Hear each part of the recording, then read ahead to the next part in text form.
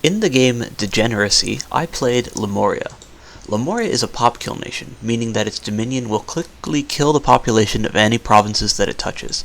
Rather than rely on recruitable units and mages, it uses primarily free spawn for its units, with dispossessed spirits spawning in normal provinces in its dominion, spectral legionnaires spawning in forts with temples, and occasional other types of spirits appearing like fear aura ghosts and apparitions. It occasionally free spawns tribunes to lead them, but most of its commanders, including all of its national mages, are summons, and herein lies their largest weakness. In Vanilla, Lemuria's mages are all very expensive for what you get, with D1 H1 mages at 15 gems serving as their early researcher, inferior to the 12 gem D2 spectators of MA or more, until they can summon Ravenants instead. The fact that a generic summon, and not even a particular exciting one at that, is better than any national research speaks volumes in and of itself. Their combat mages, the Limmer Thaumaturgs and Grand Limmers, are immortal, but they pay for that immortality by being incredibly expensive, at 30 D-gems for a D2 S1 H2 mage, or 50 D-gems for a Grand Limmer. Compare this to the 20 gems for a Dusk Elder, which has as many combat paths as the Grand Limmer. The Grand Limmers are at least fairly strong, with S2 D3 H3 and an A1 Water 1 D1 or S1 random. The A-randoms in particular are useful for their ability to cast Wailing Winds and Wind of Death, but they're just so expensive that you're almost always going to have less mage support than your opponents. Their second weakness is that their free spawn is very bad at killing things. Their weapons are negated by magic resistance, which means that against elite targets and even regular troops that have anti-magic cast on them, most of their attacks won't even get a damage roll. The ones that do get through enemy MR still make damage rolls as normal, making them much worse than regular weapons. Defensively, they are ethereal, so they get to ignore 3/4 of enemy non-magical attacks, but they also have no protection for the most part, meaning that even against regular troops, they're not much more resilient than humans, and against magic damage, of which there is a fair amount, they get destroyed easily. And of course, they're still subject to all of the anti-undead magic that most paths have access to. This means that if you're sending them against any kind of competent mage support, even early game magic like Conjuration 3 Fire Elementals or Evocation 2 Solar Rays, they're almost worthless as units. With very few mages and very bad troops, Lemuria can't really win a standard mid-game war unless their opponent fails at using their mages properly or lets themselves get run around by the numerically superior free spawn. Now Lemuria does have some strengths. They can expand very well. They can hold onto provinces in the core of their territory very well by being both unsiegeable and punishing players that try. They force their opponents to deploy mages across their fronts because of their ability to use their infinite chaff to raid. And finally, the fact that their sole focus is on gems gives them the opportunity to gain strength over the course of the game when the game becomes more gem-reliant for everyone. So first, expansion. Lemuria can grow incredibly well. Thanks to its Limmer Centaurians, with Ethereal, 19 Protection, a Cold Aura, and most importantly a Fear Aura, they do very well against Indies. Once Lemuria has summoned a few mages to summon the Centaurians, they can actually make 2 expansion parties every turn, one comprised of their capital's free spawn led by a Centaurian, the other made up of 2 Centaurians that can reinforce with dispossessed spirits that they pick up along the way. When testing expansion, a standard Lemuria build can get over 50 provinces. This one got over 60, and that's without indies and mercenaries to expand even harder. This lets them get huge early, and while they won't get close to that size in a multiplayer game and are likely to shed provinces when their neighbors engage them, they can still get a fair amount of money early on in order to build up the fort and temple spam that gets them their free spawn hordes.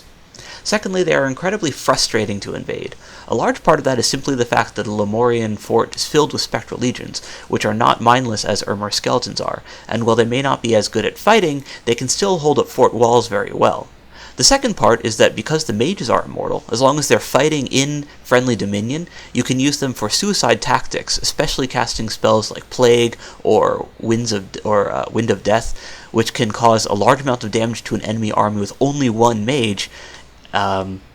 And even though he's not going to win conventionally, he can trade his life, which he then gets back right away thanks to his immortality, for the lives of units that are not going to respawn instantly. The larger the game is, the better Lemuria's chances are, given that if they can spread over enough thrones to stop anyone else from winning, then their victory is all but inevitable. In larger games, Lemuria can also use Screw Everyone global spells like Burden of Time and Foul Air to make other players as mages die from old age and disease, and kind of try to get everyone else down to their level, though doing this also makes everyone else want to gang up on and kill Lemuria even harder. Assuming that they brought some diversity on their Pretender, they're also going to be able to summon additional mages, like Cocky-Tieads or Troll Kings, to augment their relatively undiverse magic. In the super duper late game on stupidly large maps, when wish spam is actually a possibility, then they become the best nation in the game because Armageddon spam will wipe out all of the population in the game and kill most of the human mages, and Lemuria can finally thrive. Since that basically doesn't happen in normal games though, it's not really worth worrying about too much. Because Lemuria is so slow and so lacking in mages in vanilla, it's really a slog to play a lot of the times. It's kind of the nation that you play when you don't expect to enjoy the game and just want to make sure that everyone else dislikes it too. Now, in Summod, which we are using for this game, Lemuria receives a partial overhaul, which makes it much more interesting to play. They do receive 2 nerfs. The first is to their capital site, which reduces their gem income from 15 death gems to only 5 death gems per turn. And instead of relying solely on their capital for death gem income, they now spawn deadlands in sites that are in their dominion and fall below a certain population. The first few provinces that they take also spawn the Deadlands automatically, which helps get their Death Gem income going early, given that Lemuria kinda needs Death Gems for everything. What this means is that you can't just turtle in your capital and get the full Death Gem income that Lemuria is used to. You actually need to take and hold territory.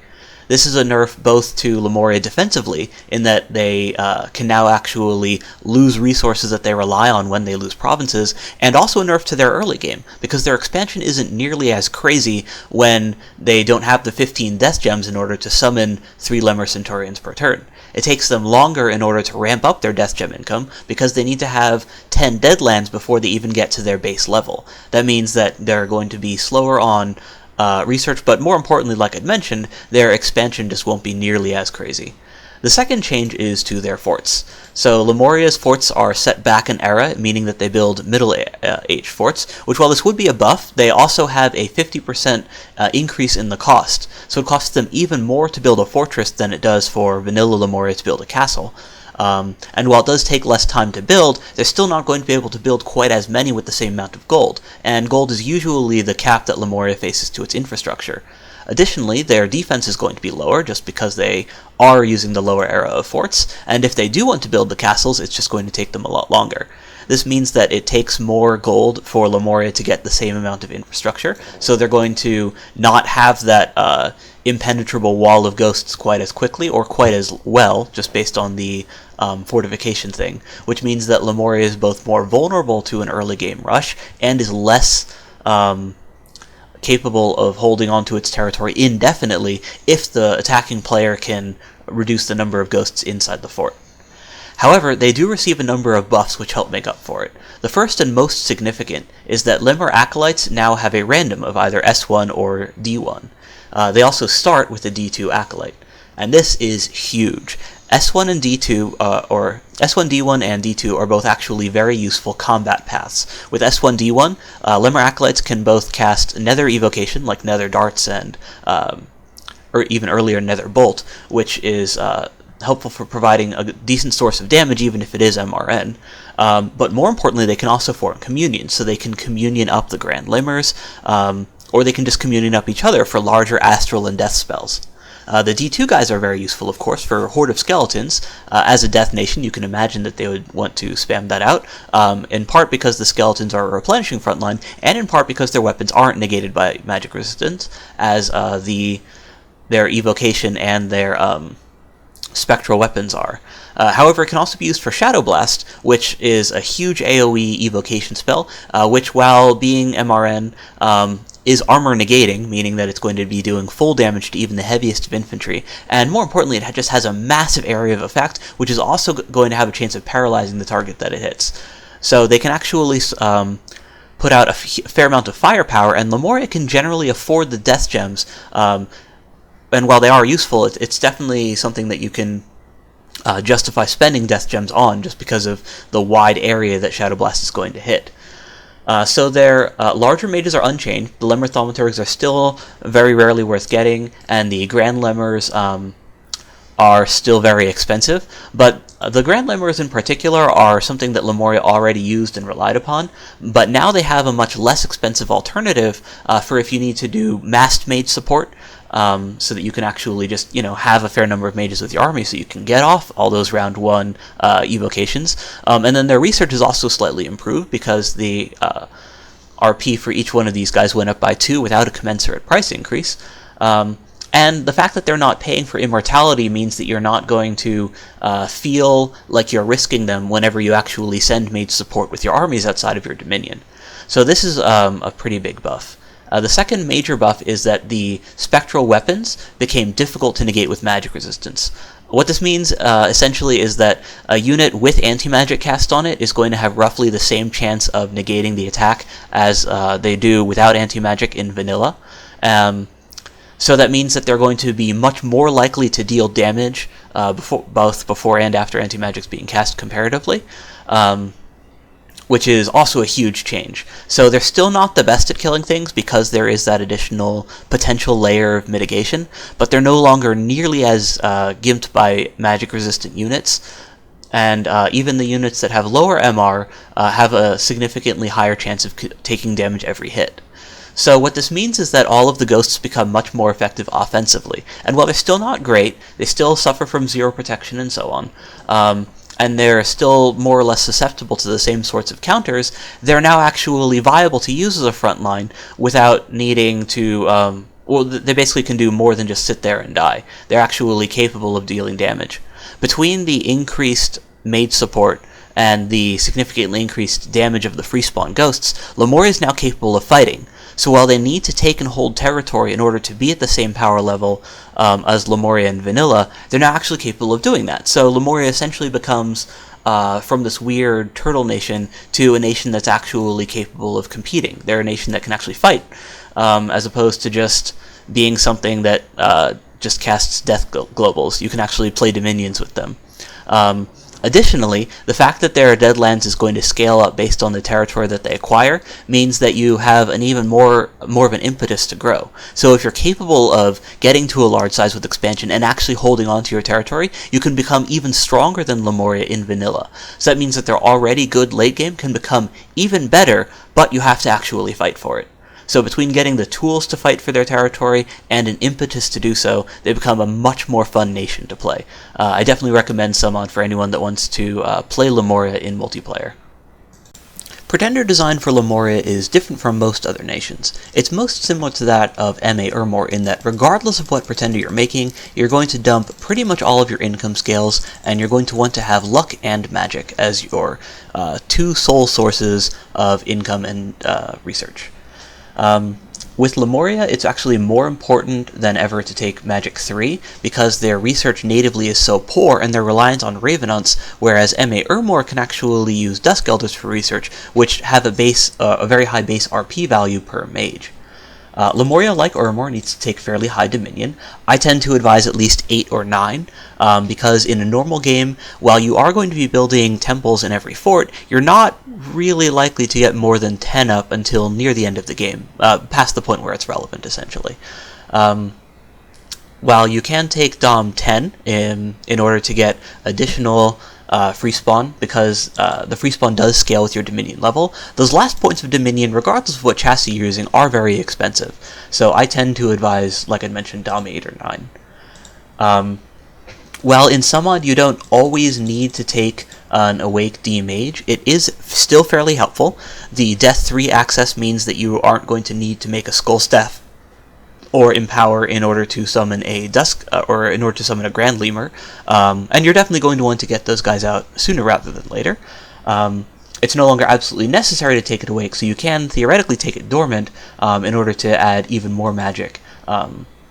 It's also possible, again along the same lines, to take an Awake Expander, such as a Hound of Hades with at least D3. The idea here being that because you want high Dominion anyways, you can afford to take Awe on it. You can still get a fair amount of diversity just because you have so many points to spend, so you could do something like this and still get access to a whole bunch of new elemental stuff. This guy will even be able to become a Tartarian Summoner with D6. You can even go even higher and add yet more new stuff. even though the base magic cost, or yeah, the base magic path cost on a monster chassis is very expensive, you can still take something like this, which gets you air boosters, elemental staff boosters, Earthblood Deep Well access, Tartarian summoning, and even some fire access, and then it can also still help expand. However, I like taking Lich Queen because she's a relatively inexpensive chassis to get an immortal Rainbow Pretender on, and she still has full slot access, and most importantly though, she is immortal, and that means that you can use her as a suicide bomber to help clear out enemy armies that are invading you. In LA, it's very important, or it's very useful to have Rain of Stone access on your Pretender, for Lemuria at least, because you can expect people to be invading you, and in LA most nations rely on human mages, which are relatively squishy, and therefore very susceptible to dying en masse to even just one Rain of Stones cast.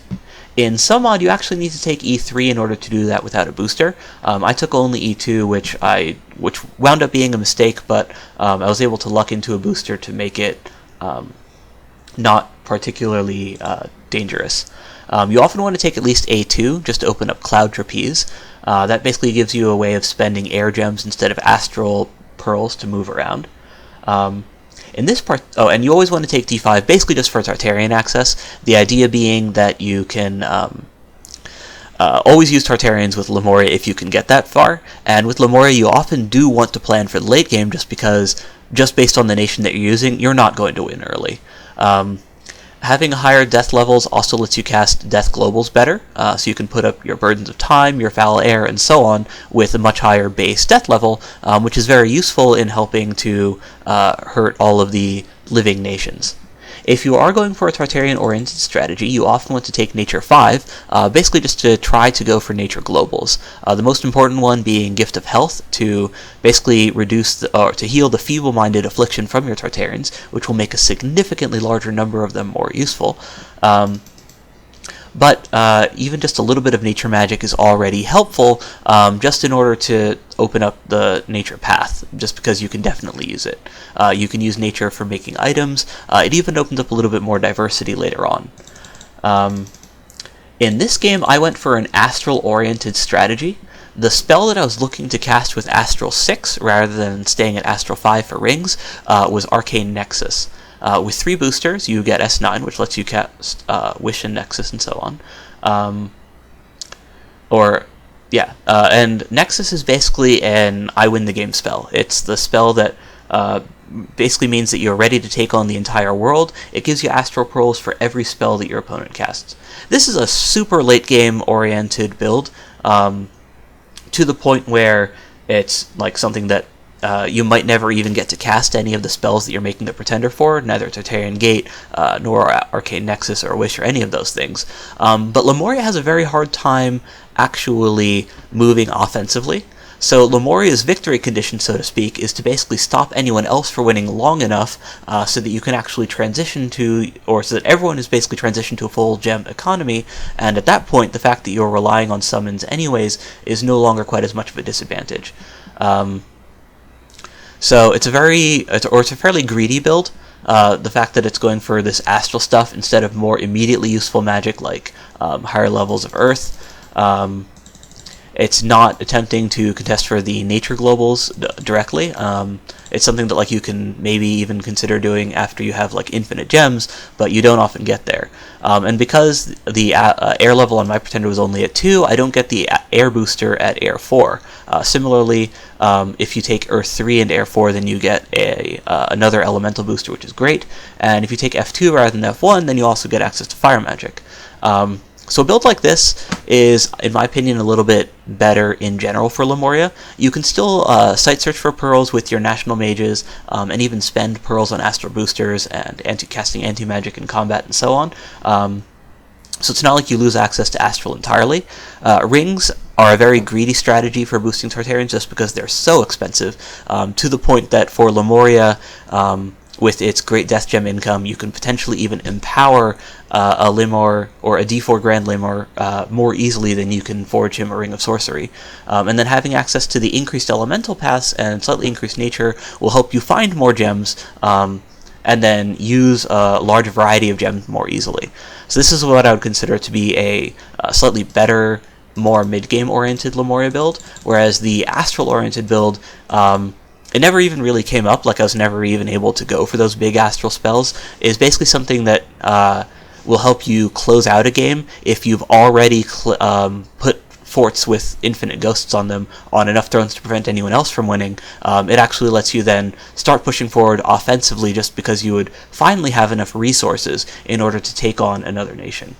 So that's why I went for this greedy Astral build, but again, I disrecommend it. The lack of E3 in particular was a major issue.